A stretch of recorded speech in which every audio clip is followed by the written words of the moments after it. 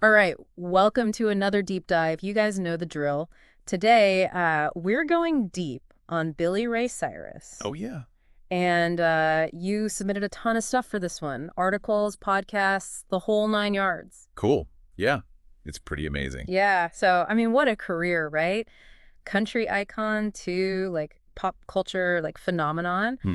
and then back again. I think we're going to learn a lot about him today, more than we thought. Yeah, I think so too. I think what's so fascinating about Billy Ray Cyrus is that, he's able to reinvent himself but never lose sight of where he came from. Right, right. It's a delicate balance, and, he's been doing it for over 30 years, so Yeah. it's impressive. Yeah. Okay, so let's start like at the beginning, right? Like Yeah.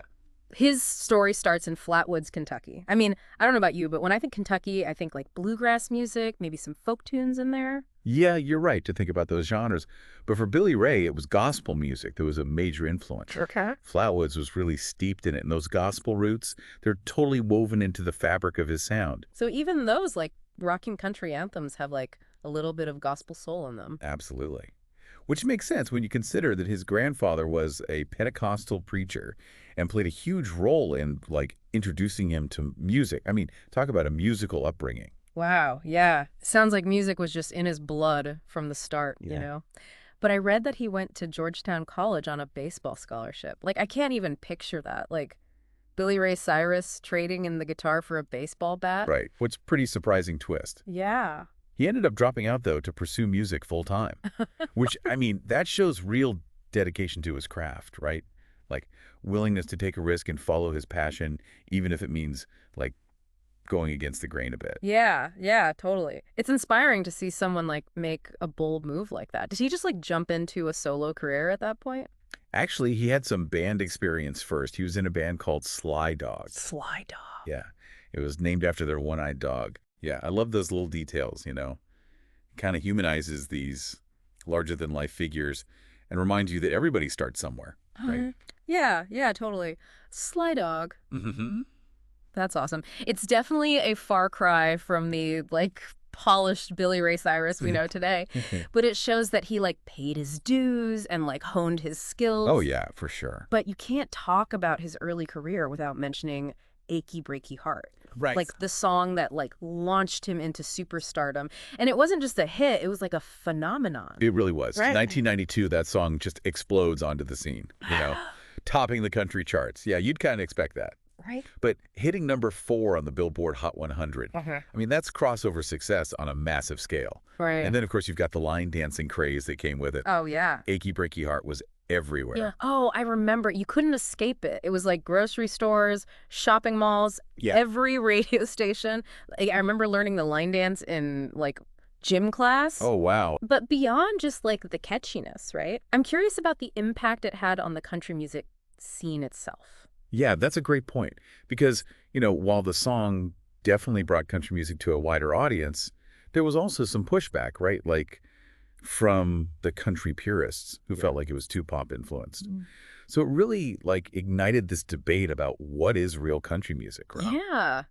That whole tension between like staying true to a genre's roots, but also like evolving and appealing to a wider audience.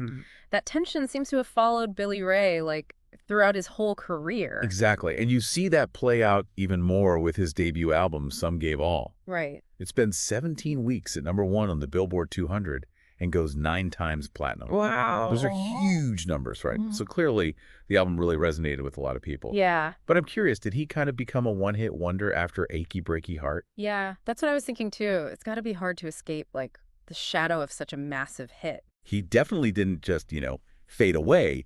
He kept releasing music through the 90s and early 2000s. All right. Albums like It Won't Be the Last and Storm in the Heartland, they might not have, reached the same level of success as Some Gave All, Right.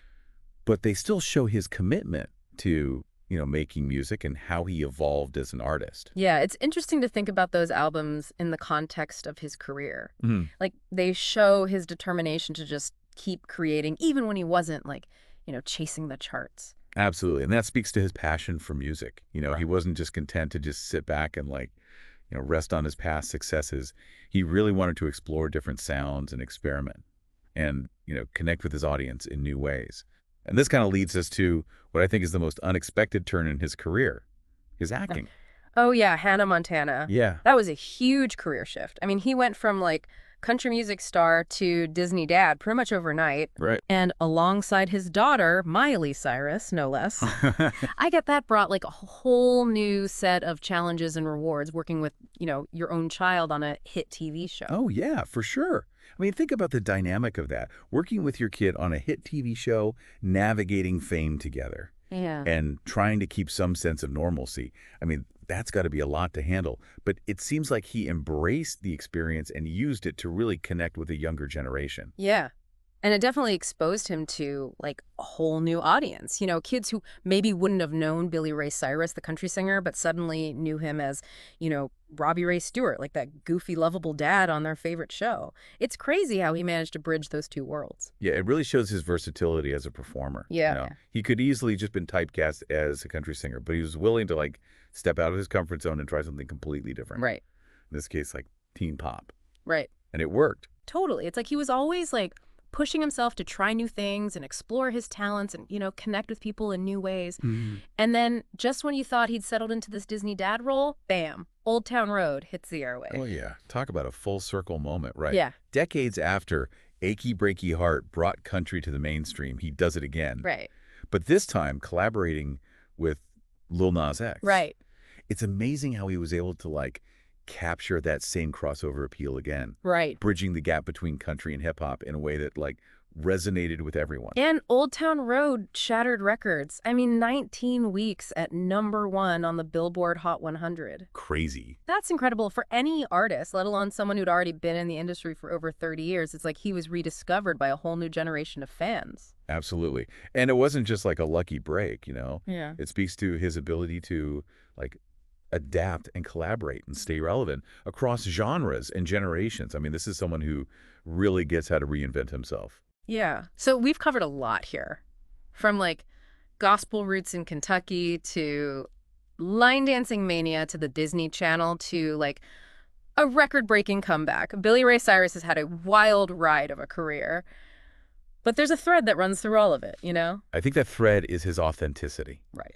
Like, no matter what genre he's doing or what role he's playing or who he's working with, he always brings, like, a sense of himself to his work. And I think that's what people connect with. Yeah. It's like you can sense that realness, that connection to where he came from, even when he's pushing boundaries and trying new things. It's pretty remarkable.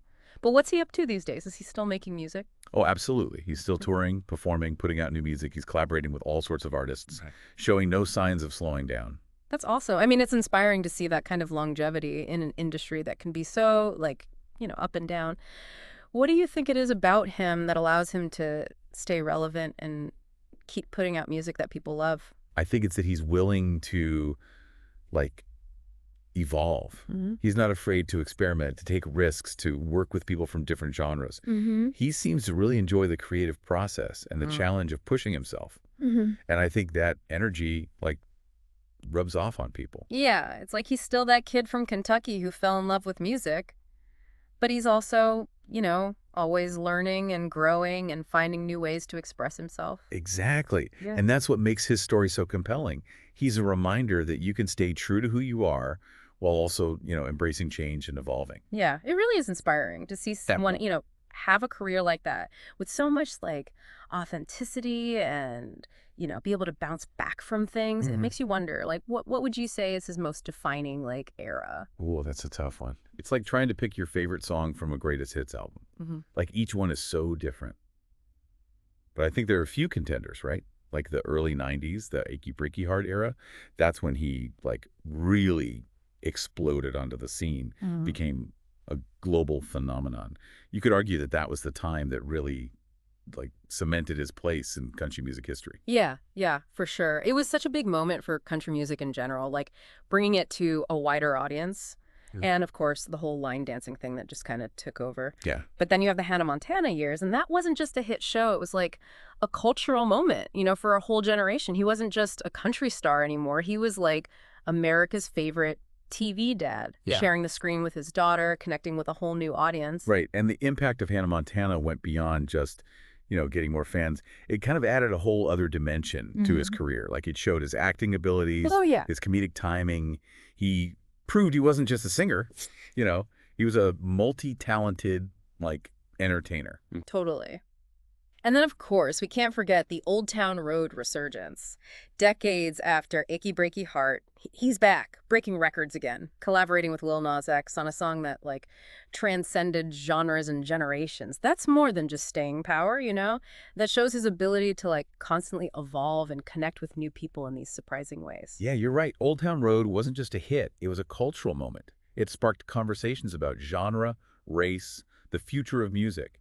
And it put Billy Ray Cyrus back in the spotlight, not as like a relic from the past, but as a relevant and vital part of music today. It's almost impossible to choose, like, one defining era, isn't it? Yeah, it is. Each one is so unique, and each one had its own, impact on the bigger story of Billy Ray Cyrus. Yeah, that's what makes his whole journey so fascinating. Like, he's not afraid to step outside his comfort zone, explore new things, reinvent himself. He's always pushing himself, Yeah. pushing the boundaries. Right, and he does it all with, like, a sense of humor and humility and that undeniable charm, Yeah. He never takes himself too seriously. I think that's a big part of his appeal. Yeah. He's relatable. He's someone who's had his ups and downs, successes, struggles, but through it all, he's stayed true to himself and his love for music. Mm-hmm. Well, as we wrap up this deep dive into the world of Billy Ray Cyrus, I want to leave you with something to think about. What's your favorite Billy Ray Cyrus era? And what is it about that time that, really speaks to you? Maybe it's a song that takes you back to a certain memory, or a performance that just moved you, or a role that made you laugh. Whatever it is, think about why that era stands out and what it tells you about Billy Ray Cyrus, the artist and the person. Yeah, he's a real chameleon of the music industry, always evolving, always defying expectations. Who knows what he'll do next? But one thing's for sure, he'll keep us guessing, he'll keep us entertained, and he'll keep reminding us that music has a power like nothing else. Thanks for joining us on this deep dive. Until next time, keep exploring, keep learning, and keep the music playing.